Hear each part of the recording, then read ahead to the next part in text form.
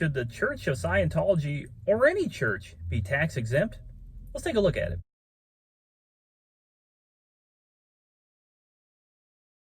Hey, how's it going, truthers? And today let's take a moment to talk about the Church of Scientology. Now, if you haven't heard about the Church of Scientology, you probably should have. But if you haven't, it's probably because they're in decline right now. From what I can see, or from what I've seen online, mostly looking at Tony Ortega's research. He's got a lot of videos on them. I'd look at them. Leah Remini, a lot of you know her from King of Queens. She has, since the King of Queens, and probably for about 4 or 5 years now, she has left the Church of Scientology over its abuses and its misconduct and some other things with the Miscavige situation, but I'll talk about that in a second. But what I hear a lot when I hear Q&As given to Tony Ortega or other people in terms of, or in connection with the Church of Scientology, is tax-exempt status. Now, the Church of Scientology did not have a tax-exempt status until David Miscavige took over, and then he got it from them. He took over from L. Ron Hubbard, and actually L. Ron Hubbard had tried and gotten it previously, but then they lost it.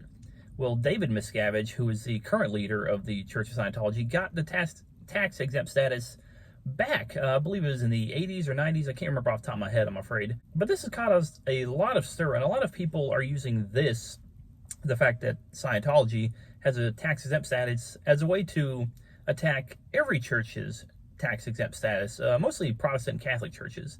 And I think there's an issue here, and we need to make a divide between the two. And what I mean by that is we need to discuss why, let's say, Christian churches get tax-exempt status, and why I think they should continue to have it, versus the Church of Scientology, and why I think they should lose it. So let's look at that. One big reason I think Scientology should lose its tax-exempt status, because the reason that churches are tax-exempt is because there's kind of an unwritten agreement. Obviously, it's a written agreement, a 501(c), that gives churches a tax-exempt status in terms of the IRS eyes. And that's because churches generally, and this has been my experience at almost any church I've ever attended, is that they give willingly tens of thousands of dollars, even smaller churches that I've been a part of. But bigger churches give out hundreds of thousands, if not millions of dollars every year in free aid to people. Now, that comes in many different ways, either in terms of homeless shelters, counseling services, food banks, drug and alcohol addiction programs. For instance, the church I'm at right now, they have a shelter where you can go and get free diapers. They give out baby goods. A lot of times churches, the one I'm at now, again, they will help people pay bills if you fall in a rough spot. So if you can't pay your rent or your electrical bill or things like that, they will pay those for you sometimes, as long as you don't abuse it, or if it's like one time, or a 2-time use, something like that, you run into a hard time and something, your car breaks down and you need some money. A lot of times churches will help people out with that. They donate, to things like the Red Cross or other charities. Missions trips, so they go overseas to other countries. Obviously, millions of dollars goes into that. Samaritan's Purse, some of you have heard, Franklin Graham's organization. All of that is taken, it's donated. It's donated free of charge by people. If you're in the church, sometimes it's taken out of the tithing. In many churches, you'll see there's a breakdown of the budget. So it'll have my other church in the bulletin. It's Southern Baptist Church, so they give out a bulletin every week, and every week it has the breakdown of how much they got. At the top, it'll say tithing received, and then it'll have the pastor's salary, other staff member salary, and then it'll say, okay, this went to the, they had a program, a ministry for people that had suffered from addiction of various kinds, and it'll say, okay, well, this goes to that, this goes to that, and then it'll say leftover at the bottom. And so every single dollar at most churches is accounted for. And that's the reason that churches, I think, should be tax exempt, and I think they should keep it. Now, for instance, I live in Panama City. In October of last year, Panama City, along with Mexico Beach and a lot of the Gulf in Florida, were hit by Hurricane Michael. It was Category 5, and it was absolute destruction. Even if you drive through today, you can still see a lot of the damage. The trees are down, entire forests have been leveled. I came down a week after the storm, and there was just telephone lines, and power was out, buildings were destroyed. It was a disaster. And the church that I'm currently going to, they immediately opened up their church for people. They had pallets and pallets and pallets of water, and they had free food, and it went on for months and months. They were letting people stay in the parking lot. They had tents, and they gave out, and I can't remember off the top of my head, but they gave out millions and millions of dollars in free aid to people. They were here along with dozens and dozens and dozens of other churches in the area. Those churches saved this community. They helped rebuild it. And this was way before FEMA or any other government agency showed up. They showed up months later, and it took people, 6 months to a year to get paperwork, to get an RV, to get a place to stay. And they had to go through all those processes.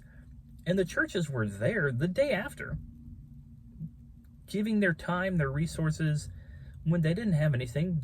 Everybody that works at the church lost houses and lost vehicles, and they had damage and problems, but they gave anyways, and they continue to give, and they give throughout the year. And that's one reason churches are tax exempt, because churches help step in and fill the hole where the government can't, or where the government isn't fast enough, or where they don't have some kind of an agency to step into that role.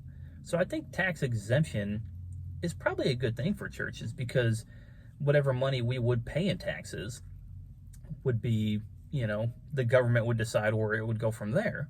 So we would give them the money that we would be using to spread in the local community, and it would go to the federal government, and then they would use it to do whatever it is that they waste trillions of dollars on every year, because the government is it's very unreliable in terms of money in many situations. Sometimes it is, but they're not very good at managing and doling out. The logistics of how they handle money isn't very good. So the idea that the local, like a place like Panama City, if our churches gave their money to the government through the form of taxes, the idea that we would see that money put back into this community, I think it'd be rare. It'd be a very marginal amount.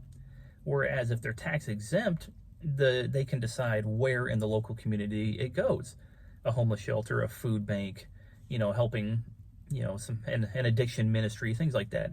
So I think the tax exempt status for most churches is good. Now, unfortunately, there are the people on the far end of it that abuse the system. And I understand that. And I feel your outrage. You got Joel Osteen, and you got Benny Hinn, and you got Kenneth Copeland, and you got Creflo Dollar. He's so aptly named Dollar. And Joyce Myers, and he's just got all these people that you see on TBN and Daystar, and you see them on the Christian networks, and they make tens of millions of dollars tax-free every single year, and it's infuriating to people.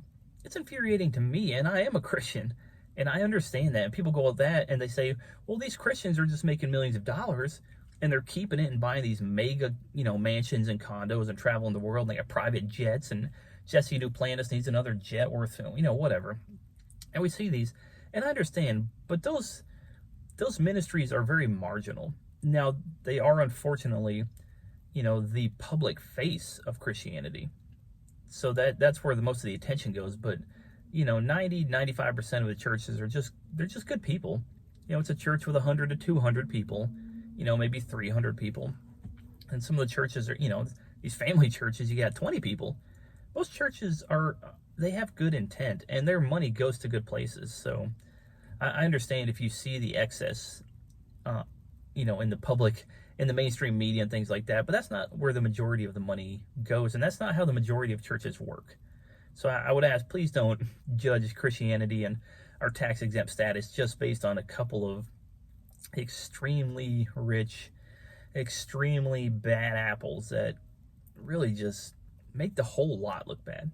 Now, Scientology is a different situation altogether. Now, like I said in the beginning, the reason I'm talking about tax exemption is because I see a lot of people asking, about Scientology and their tax exemption, and what they do is they kind of throw all religions in on, in together, and so we're like one big, monolithic thing, and we should just get rid of all tax exemption for all churches because of what they see in Scientology. And I think that's an incorrect way to look at it, because Scientology, I don't think should have tax exemption in the first place.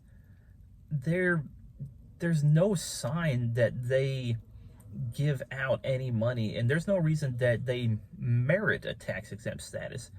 It's a pyramid scheme, essentially. You buy into Scientology, and it starts small. You pay 30, 50 bucks, $100 for a course, and they teach you how to communicate, how to use rhetoric in the right way, how to make eye contact and sit up straight, and they give you these small things. You go, oh, this is kind of cool. It's kind of like almost like a self-help course.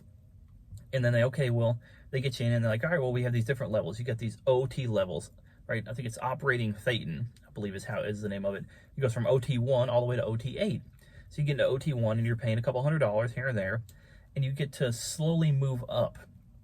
But the problem is that they don't tell you on the bottom levels until you get to the top levels that every level you're at is never going to be enough. You don't know that until you get to that level. So when you get to OT3, which is kind of the famous one, they tell you about your thetans, and they say they're in your body, and you have to exercise these thetans. You have to get an auditor, so you have to audit your body thetans because they're attached to you, they're in you, they're part of you, and you have to get rid of them. And you're like, oh, cool. And so you pay, hundreds, thousands of dollars. Okay, cool, all right, you graduated. And you get to OT4. When you get to OT4, and they're like, oh, sorry, we were wrong. There's still some thetans in your body. And they're like, oh, okay. When you pay thousands of dollars, you're like, okay, cool. When you get to OT5, oh, sorry, we didn't actually get rid of all those thetans. And so you just go up and up and up. And some of these courses, when you get to OT6, 7, and 8, can cost $50,000, $100,000, crazy numbers. And so it's a pyramid scheme where they lie to you consistently. And then the problem is that, they pretend that there's a religious aspect to it, but none of the money that they make ever goes anywhere except Scientology. I've never seen a Scientology homeless shelter or a Scientology food bank. Scientology, Samaritan's Purse, or whatever their equivalent would be. It all stays within the quote-unquote church, and it's used to abuse people. They use their money, and it's a very hostile church, and they go after people, and they sue everybody under the sun.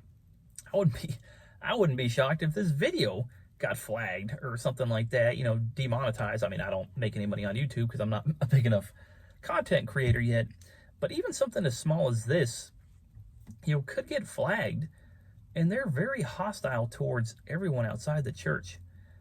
And so the reason I don't think Scientology should keep their tax exemption, but other people should, is because they're just keeping all the money. It's not going anywhere. They don't help out, their fellow man. They're very hateful towards anybody outside their organization. And it's a front. And anybody that has left it can tell you it's a cult. It is absolutely a cult. Anybody that leaves is shunned. You are not allowed to talk to them. It's kind of like the Jehovah's Witnesses almost. You are not allowed to talk to people who have left. You banish them. You shun them. You're allowed to make up lies about them. They have official rules where you can, conduct smear campaigns.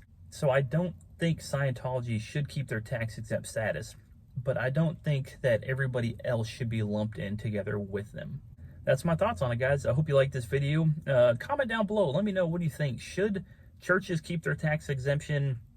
Should Scientology keep its tax exemption? Should they lose it? Should we keep it? Let me know what you think, and subscribe if you like what you've seen here. Thanks, guys.